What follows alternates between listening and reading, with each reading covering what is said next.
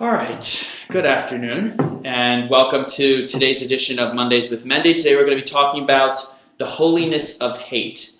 Is hatred a valuable commodity? Is it something that we can use and harness to be productive individuals in our service here on earth to make the world a better place? Or is hatred simply one of those emotions that we have to learn to conquer and control and eventually eradicate entirely? So typically we grow up and our parents teach us to never say hate. Hatred is a bad thing. Hate is a very strong word. And society tries to encourage its citizens through institutions, families, businesses, to try and stay away from the idea of hate. Hate is something that in certain cases can actually be outlawed. It can be illegal. We know that when it comes to criminal activity,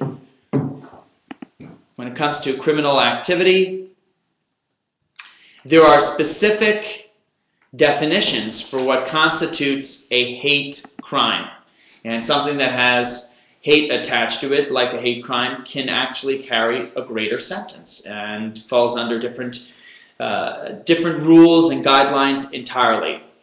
So what is hate? According to the United States Code of Justice, hatred is defined as a criminal offense against a person or property motivated in whole or in part by an offender's bias against a race, religion, disability, ethnic origin, or sexual orientation.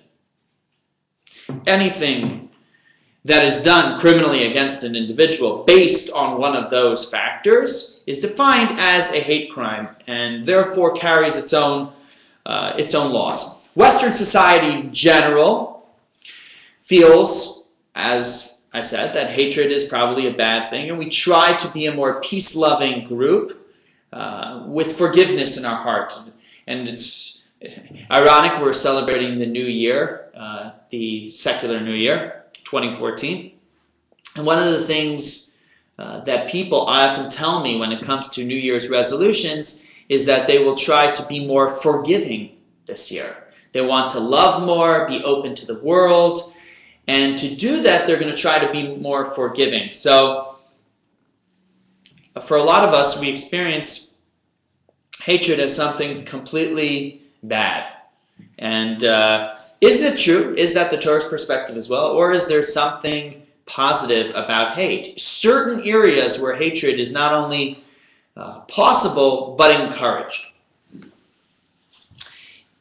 As we do every week on Mondays with Mendy, we're going to explore one episode from the weekly Torah portion and use that to influence our discussion on a practical basis. And today's discussion about hatred can be seen quite clearly in the Torah portion this week, which is the Torah portion of Mishpatim, laws, rules, regulations. It's a very technical portion, and a lot of the rules that govern how we assess damages, how we look at lending, how we look at employment practices, can all be sourced in this week's portion. So what does it say specifically about hatred related to these rules and laws? The verse that we're using as a springboard for today's discussion comes from chapter 23 in the book of Exodus. It says, "If you see your enemy's donkey lying under its burden, would you refrain from helping him? You would surely help along with him." That's what it says. Taken literally, it means you're traveling down the street. You see someone's donkey is struggling on the side of the road. You see that it's got a large burden on its back. You should feel compelled to help out the donkey and essentially help out your friend as well. We see another similar tradition that's recounted in the 5th book of the 5 books of Moses, where it says, "You shall not see your brother's donkey or ox fallen on the road and ignore them. Rather, you shall pick up the load with them." So the obvious question is, why do we have two verses, one from the 2nd book of the 5 books, one from the 5th book of the 5 books, essentially telling us the same thing, that if you see your friend's donkey overloaded by its burden, struggling, you should go and help him out. But what's interesting to note from this verse is that it doesn't say you shall see your brother's donkey in both places. That would make sense. You see a friend down on the side of the road is struggling, or his animal is struggling, go and you help him. But the verse in this week's portion specifically says you see your enemy's donkey. Why does it specifically use the term enemy and not your friend, your neighbor, your fellow? What do we specifically learn about this verse in this week's portion by the use of the term enemy specifically? So Maimonides defines a distinction between whether or not it's a friend or an enemy. What is your obligation to help out this individual? He says, when a person encounters two individuals, one whose donkey has fallen under its load, and one with a donkey whose burden has been unloaded, but who cannot find anyone to help him reload it. Okay, so you've got two individuals. One guy, the donkey's struggling. The other one, the donkey's not struggling anymore. It's already been unloaded. But now they need somebody to get the load back on the donkey. Who are you required to help first? So it said, Maimonides says, it is a mitzvah to unload the fallen donkey first because of the discomfort suffered by animals. Only then should you reload the other animal. Pain to animals is not only a moral imperative, it's actually a mitzvah. The Torah says you shall not cause pain to animals. So this donkey is struggling under its load. Even though the other gentleman needs help as well, we take care of the donkey first that's struggling so he's not in pain. When does this apply? When the two people he encounters are both friends or both enemies. Here comes the caveat. If, however, one whose donkey must be reloaded is an enemy, and the other is a friend, it is a mitzvah for the passerby to reload his enemy's donkey first in order to subjugate his evil inclination. So even though this animal is struggling, it's a controversial decision by Maimonides, even though this animal is struggling, nevertheless, he says we should help the enemy first because this process of helping your enemy will bring refinement to you, and that will make you a better person. You will subjugate your inclination to help someone you're not friendly with. Now, you might say to yourself, what's the obvious question? How could somebody have an enemy? We know that the dictum, love thy neighbor as thyself. And while many people may not know this, this is actually a Jewish saying. It comes from V'ahavta l'reacha kamocha, which is the Hebrew variation. It's in the Torah itself. How is it possible for someone to hate another person, to say that he's your enemy? How does the Torah endorse that position? It's one thing to say, okay, it's a matter of fact, it's reality, but the Torah is essentially endorsing it. How could that be?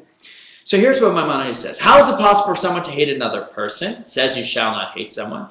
Our sages explain that this refers to a person who all alone sees his fellow violate a transgression and rebukes him, but the other did not cease transgressing. In such an instance, it is a mitzvah to hate that individual until he moves away from his terrible ways.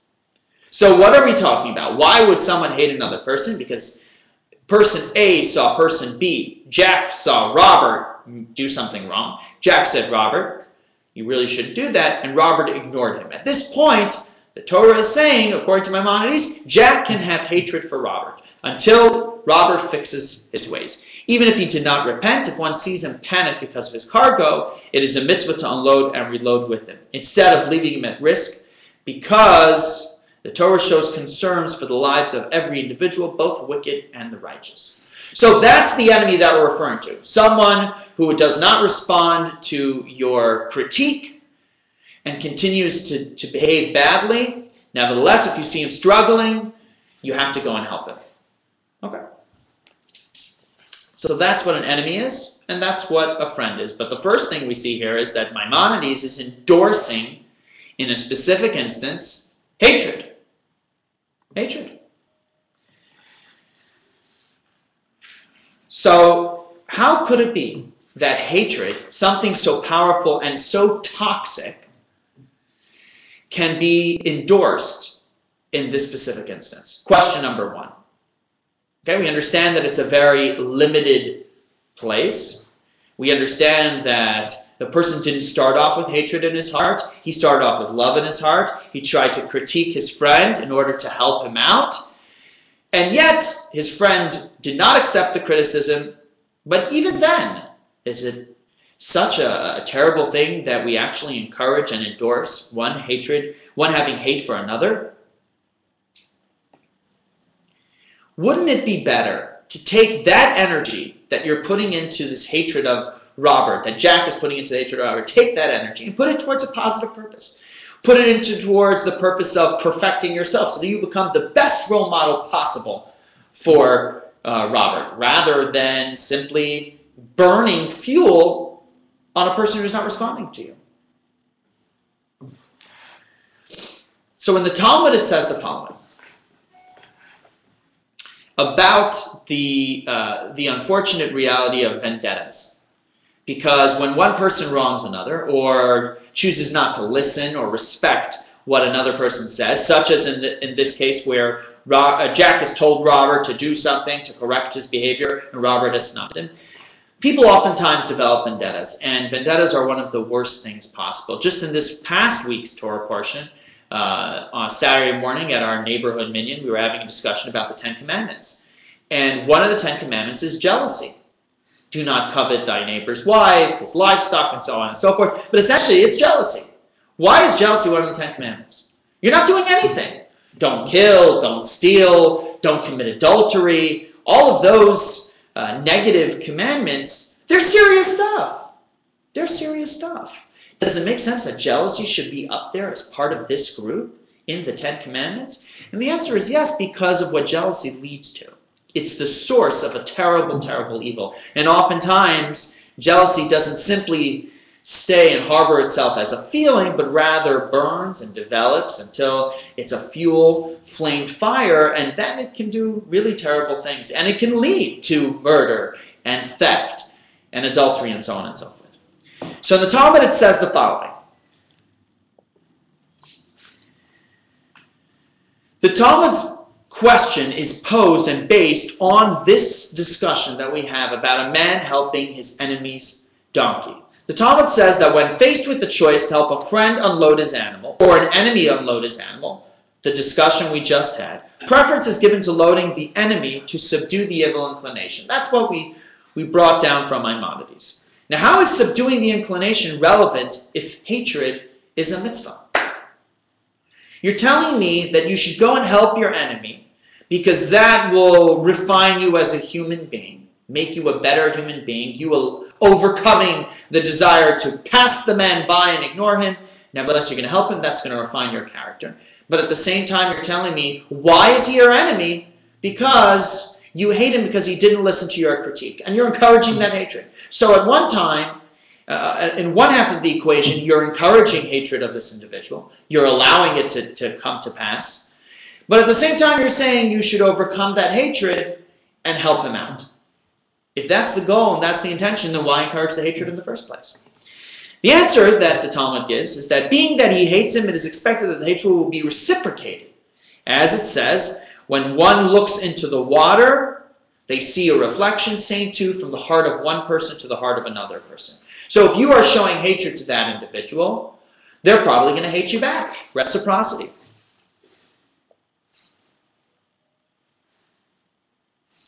And that's why it's saying that by you overcoming your evil inclination and helping out that person stuck on the side of the road, even though he is an enemy to you because he didn't listen to your critique, that gesture of love can ultimately inspire him to overcome his personal feelings and become your friend, follow your critique, and actually better his ways. So when it says subdue his evil inclination, it's not necessarily talking about your evil inclination. Let's go back to our analogy. Robert is walking down the street, right? And Robert sees Jack is walking down the street, and Jack sees Robert on the side of the road. And Jack does not like Robert because Jack told Robert the other day that he needs to treat his wife better, and Robert didn't listen to him. So now Jack doesn't like Robert, and Robert doesn't like Jack. Because feelings reciprocate one with the other. But Jack sees Robert struggling. What does he do? He overcomes his desire to ignore him, and he helps out Robert. As a result, Robert feels this connection. He feels the love that's been shown to him, and it inspires him to feel love back towards Jack, to the point where he says, you know what, Jack? You were right yesterday when I wasn't treating my wife well. I need to treat her better. And now Jack and Robert have both overcome their evil desires or their negative intentions and become better human beings. So we see quite clearly that here hatred is not a goal in and of itself, but rather sometimes a stepping stone that is used in order for us to ultimately become better people. The problem is that sometimes piety can lead us towards hatred in and of itself. That's the danger. The danger that exists out there is that the more we work on perfecting our character, the more time and energy we spend into spiritual and personal growth, sometimes we become less tolerant of those that choose not to take the path that we do. We put so much time and energy and so much value into what we're doing that when we see someone that negates that, we oftentimes have a negative response. There's a tradition in the Torah that somebody who behaved badly, one of the punishments that they could receive was lashes. Lashes. They would receive up to 40 lashes for certain specific negative behaviors that people had during biblical times. So Maimonides says, how are lashes administered to a person that's liable to receive them? Someone did something wrong, they have to receive them. How do they get them? According to his strength, as indicated by the verse, according to his wickedness by number. Okay, so what does it mean that it's done according to strength? The number 40, stated in the verse, is injunction of more than 40 lashes should never be administered. So no matter how strong a person was, he never got more than 40 lashes. However, by contrast, a person that's weak, the amount of lashes would be reduced, because if a weak person is given many lashes, he could die. All right, interesting note. So even when people received lashes in the Torah, it was relative to their strength. Even a strong person never got more than 40, but a weaker person received less lashes. He continues, Maimonides, and he says, the man administering the lashes should be heavily endowed with knowledge and minimally endowed with physical power. Why is it so important that the person that's giving the lashes should not be a very strong and powerful individual? Because that way he will not give more lashes than necessary. He will not administer more pain to the criminal, more than is absolutely necessary. This is what it tells us. Interesting fact. So when a person has to administer something that's negative, we do it only according to the letter of the law and nothing more. Even pain or punishment or hatred has to be very clearly defined according to what the Torah tells us. In specific instances, it can be beneficial, but it has to be very, very specific, because the danger that's always there is that the hatred or the punishment will start to develop inside of us, and we can then take it and run with it, and it can become it can grow to the point where it's out of our control. That's one perspective on hatred. Another one is shared by Rabbi Al-Ghazi. He says the following thing: it could be suggested that when the Talmud tells us to subdue our evil inclination, the reference is to the enemy and not to the hater. And this is the intent. The enemy will subdue his evil inclination, for he will say to himself, the man saw me doing bad, and nevertheless he came to my aid, and with these thoughts he will subdue his evil inclination. And that's what the Torah is telling us. So why is the Torah telling us to help out an enemy? Because it's going to inspire new feelings inside of him. That's the only reason why you can have any sense of hatred, is that this hatred will ultimately breed newfound growth in that individual. That's the only reason that you might have hatred.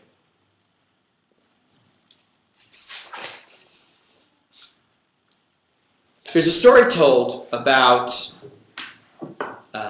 a group of yeshiva students that were living in Israel. And this group of yeshiva students were celebrating the holiday of Hanukkah. Now, what do we do on the holiday of Hanukkah? We get together with our families, we light menorahs, we eat latkes and dreidels. It was only a couple months. Yet, these boys decided to go out and visit an army base on the holiday to share the joy of Hanukkah with soldiers that were serving on the front lines in Israel. And they get there and they were sharing all the different traditions and lighting menorahs with them and sharing some of the Hanukkah foods with them.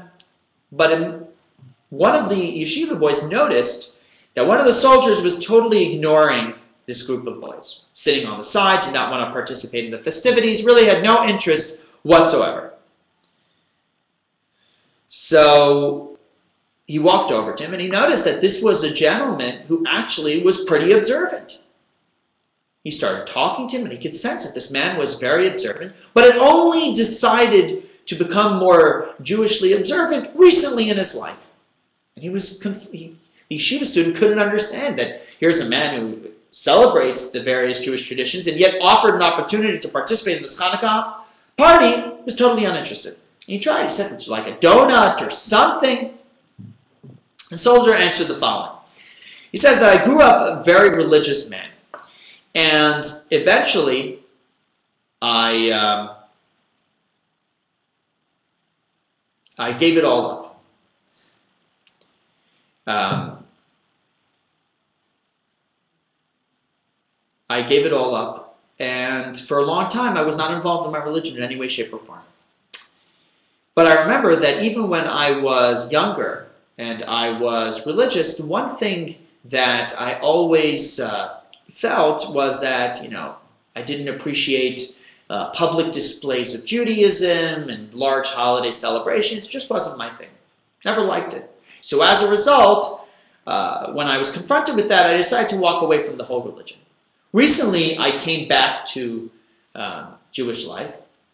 However, one thing that always stuck with me is I don't like public displays of religion. And Chabad, an organization that sometimes encourages public displays, I don't really get along with that. That's what he tells the yeshiva student. So the yeshiva student hears what he's saying, and he hears the guy, and he stands up, and he takes off his kippah, he takes off his hat, and he turns to the boy and he says, you know what, I want you to know something. I grew up not religious at all. I grew up not religious at all.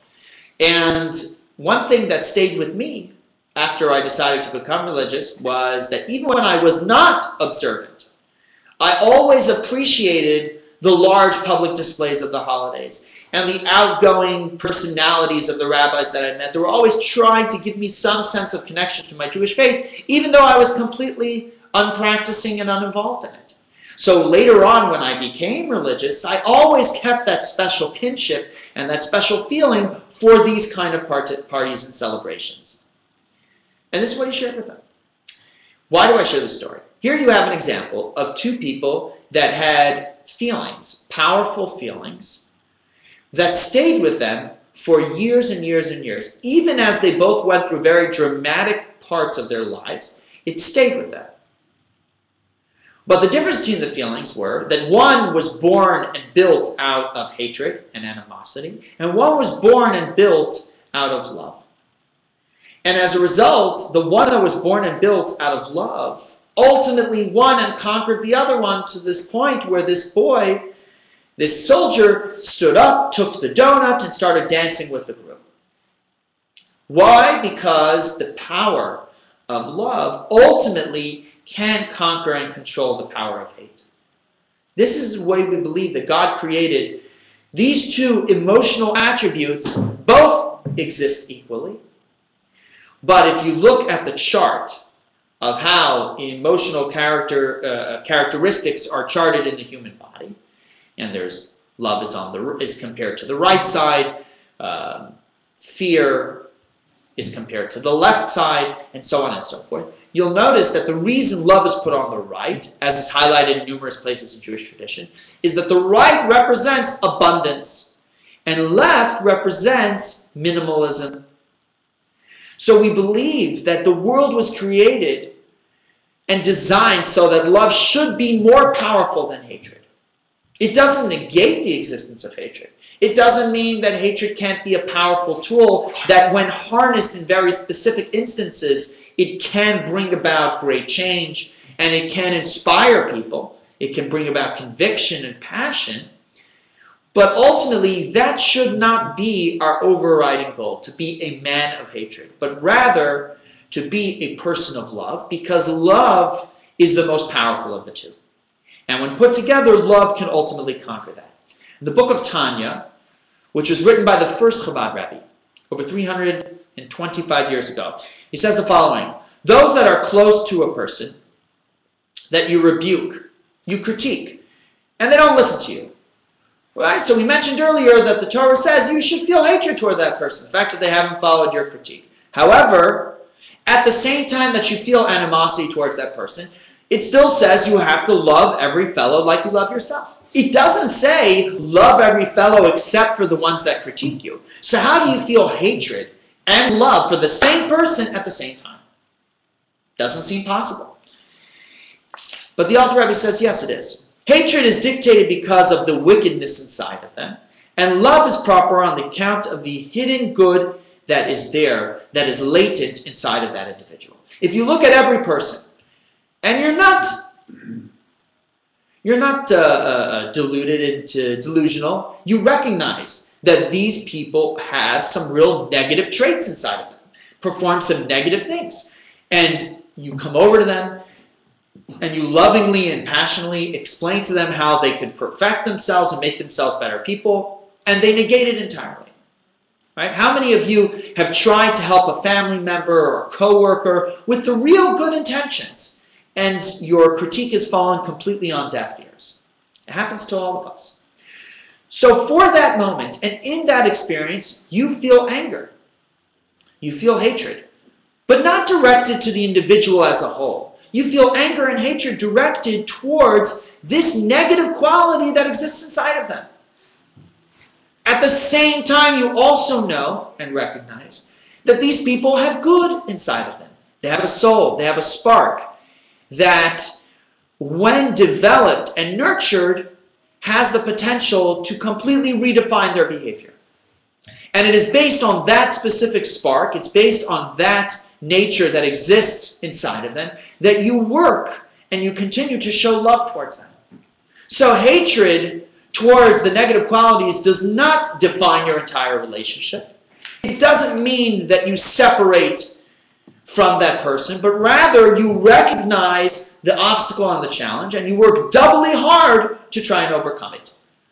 Just like the person that walks on the side of the road and sees his friend struggling under duress. Every human being has a duality.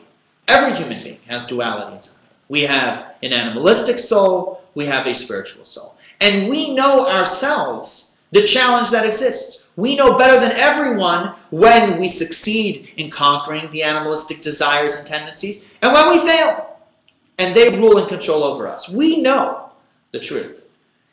So when we see another individual experiencing essentially the same struggle, yeah, the parameters are a little different, the circumstances are different, but essentially he's experiencing the same struggle of duality, trying to find the ability to conquer his animalistic soul, trying to give priority to his spiritual soul.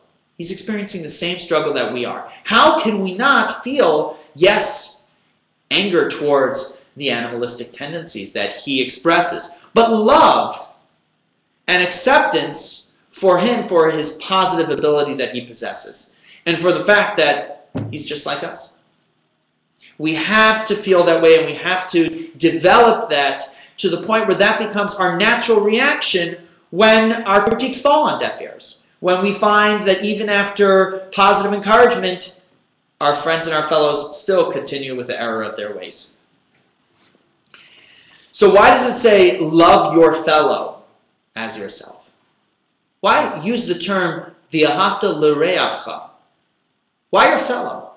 Love your brother, love your neighbor, love your friend. But it specifically says your fellow, because the basis for loving every individual is when you recognize that they are your fellow. They're your fellow human being. They're your fellow citizen of humanity experiencing the same exact struggle that you are. And when you recognize that in every individual, you will develop love and natural tolerance for that person, because they're no different than you.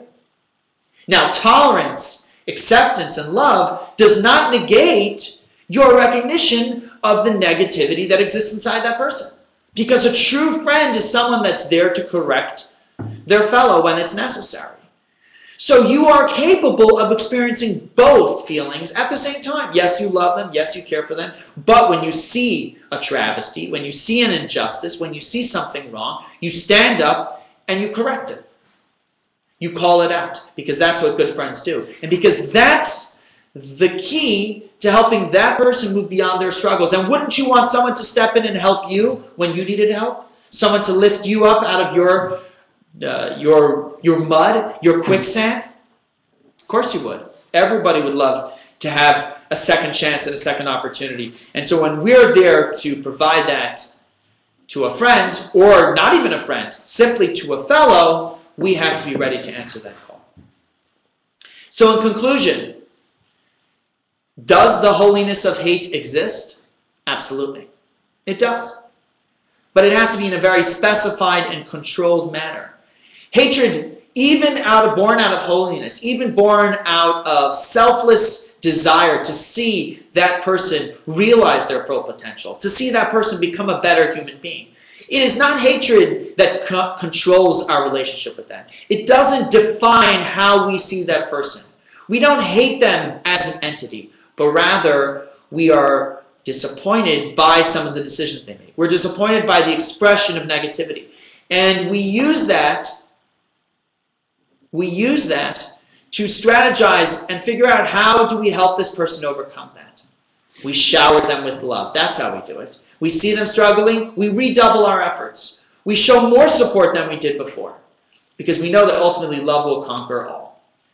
So I encourage each and every one of you, think about the people in your life who have been resistant to your assistance, to your help, to your guidance, and think about how you can change your tactics, change your message. But make sure that your desire, your strategy is born out of love for that person. Yes, you hate the way they're behaving. You can't stand the way they're treating their family, their spouse, their boss, their employee, whoever it might be. But make sure that that hatred doesn't define your strategy, doesn't define your relationship, but rather is an impetus to find the love, the connection, the similarity between you and them. And that will be the greatest tool to use in helping that person overcome their obstacles and challenges. As always, feel free to send in any and all questions to us at askmendy@gmail.com, askmendy@gmail.com. And I want to thank you for joining us. Wish you a very happy Martin Luther King Jr. Day. And next Monday, we'll continue our weekly discussion, talking about how we follow the messages of our heart to find our own personal path in life, something we constantly struggle with. People always, the number one question probably people ask is, Rabbi, how do I know if this is my path in life? The answer you'll get next week. Thank you so much, and have a wonderful rest of the day.